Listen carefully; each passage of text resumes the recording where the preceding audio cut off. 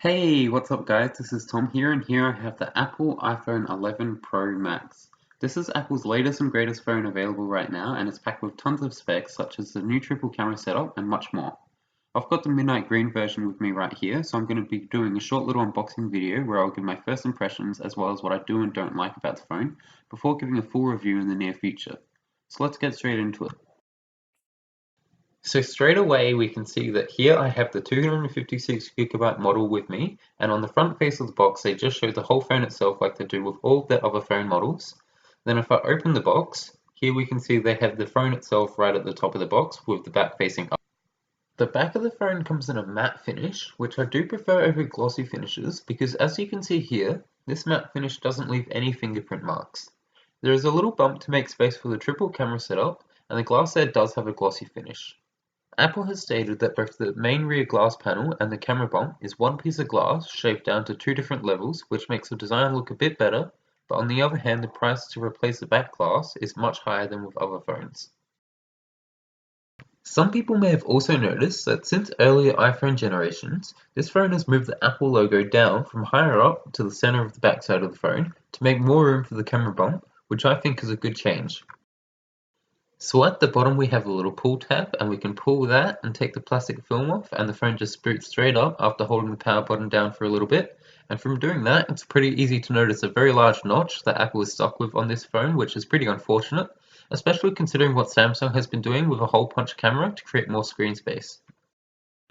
Along the sides of the phone, Apple has used stainless steel with a glossy green paint finish. It's good to see that Apple is using more premium and durable materials in their newer phones. The main reason Apple has been going with a glass back on their new phones is for the wireless charging, which is useful, but in this phone they have cut out the reverse wireless charging, so you can no longer charge your AirPods with your phone, for example.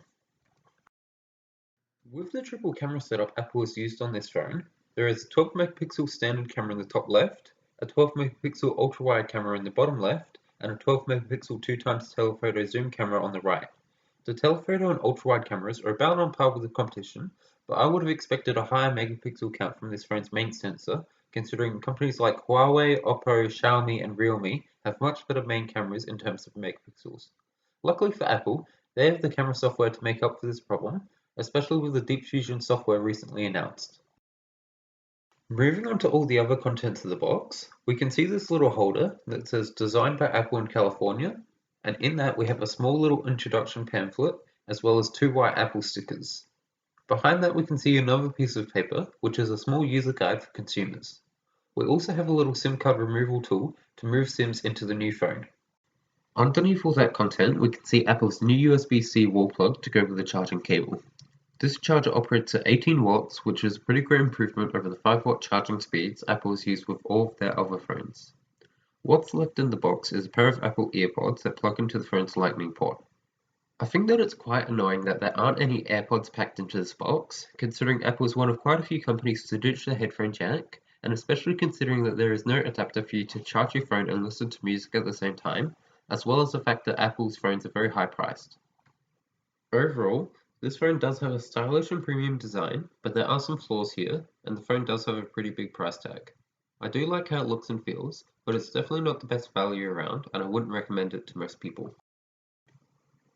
I hope you guys found this video useful and interesting. If you enjoyed the video, then be sure to leave a like. If you'd like to see the full review sometime soon, or if you want to see more content like this, then hit the sub button and ring the bell. Thank you all for watching, and I'll see you next time.